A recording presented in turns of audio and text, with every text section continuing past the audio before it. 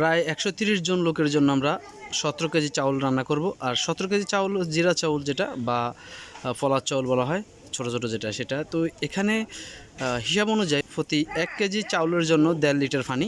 তো এখানে আমরা 17 কেজি চাউলের জন্য প্রায় 25 লিটার পানি দিয়েছি। পানিটা বলক আসা পর্যন্ত আমরা অপেক্ষা করব।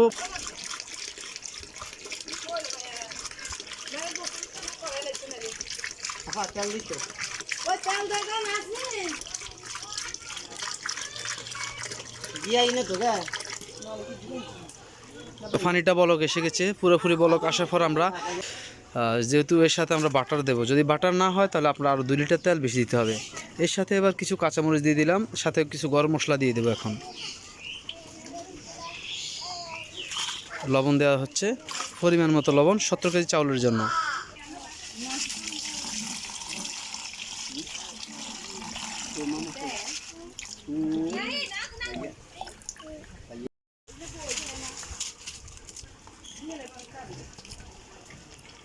এবার এর সাথে আমরা তেজপাতা, দারচিনি, লং, এলাচ সবগুলো দিয়ে দিলাম।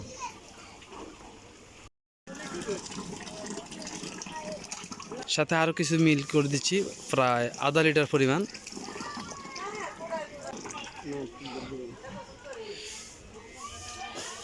প্রায় 1.5-2 লিটারের মতো গিয়ে আমরা 17 কেজি চাউলের জন্য এখানে দিয়ে দিলাম। এখন এই পানিটা আবার বলক আসা পর্যন্ত একটু অপেক্ষা করবো, তারপর আমরা চাউল দিয়ে দিব।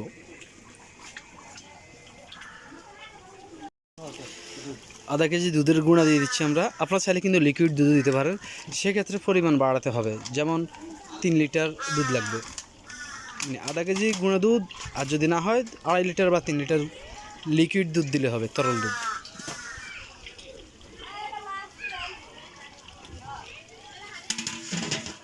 রাড়া দিবেন নি?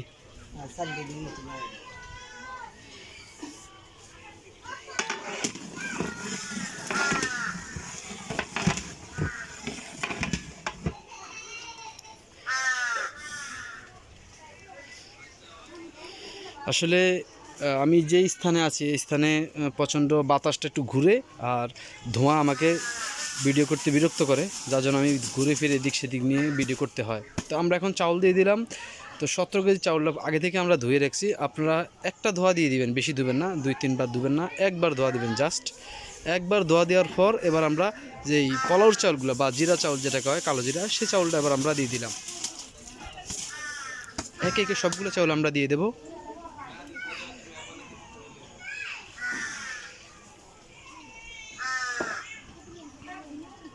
যেখানে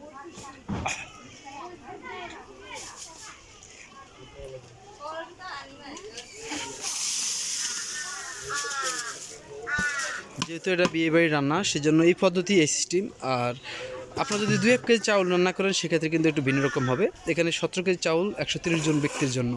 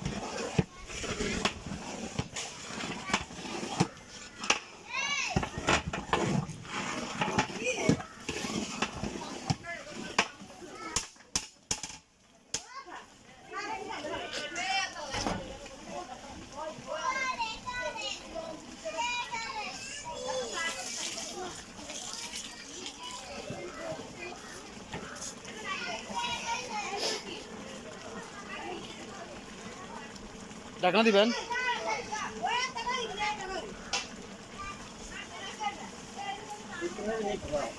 উঠে যাবেন না, দেন দেন।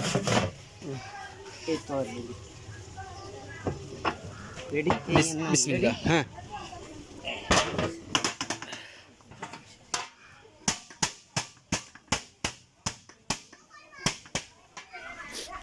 এটাকে ভালো করে ফিটিং দেওয়া হয়েছে যাতে এখন যে ভিতরে যে গরমটা আছে সেই গরমের উপরেই আমাদের চাউলটা হয়ে যাবে। পরবর্তীতে আমরা জাস্ট আধা ঘন্টা পর এই চাউলটাকে ভাঙবো, মানে পাতিলের যে ঢাকনাটা সে ঢাকনাটা খুলে তারপর আমরা চাউলটাকে ঝরঝরা করব। আর উপরে কিছু কয়লা দিয়ে দেবো যাতে হিটটা নিচে এবং উপর থেকে আসে। আর নিচেও কিন্তু আমরা একটু কয়লা দিয়ে দেবো। যে চাউলটা আছে চাউলটা এই কয়লার হিটে সম্পূর্ণ হয়ে যাবে, আমাদের আর প্রয়োজন নাই।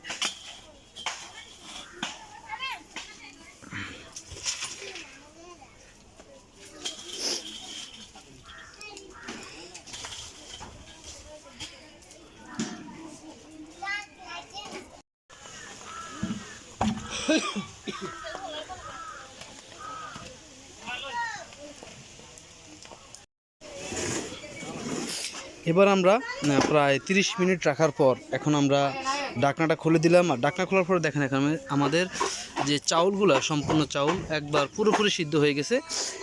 এবার এর সাথে আমরা মটরশুঁটি এবং কিশমিশ যেটা সেটা আমরা ছিটিয়ে দিচ্ছি। দেওয়ার পর এখন আমরা চাউলটাকে ভাঙবো, মানে চাউলটাকে নাড়াচাড়া দিয়ে এদিক সেদিক করে দেব যাতে জড়জড়া হয়। এখন কিন্তু এটা চাউলটা চাক পরিমাণে আছে। এবার আমরা এটাকে ভেঙে দিচ্ছি।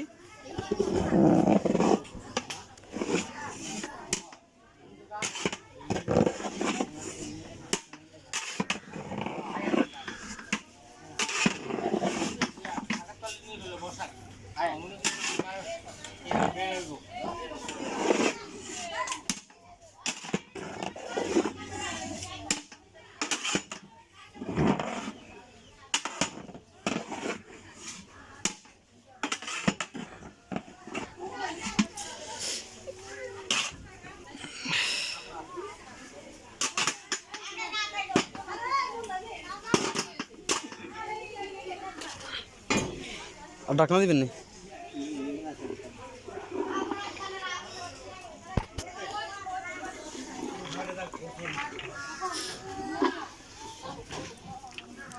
তো চাউলটা ভেঙে আমরা আরও কিছু উপর দিয়ে ছিটিয়ে দিয়েছি সৌন্দর্যের জন্য।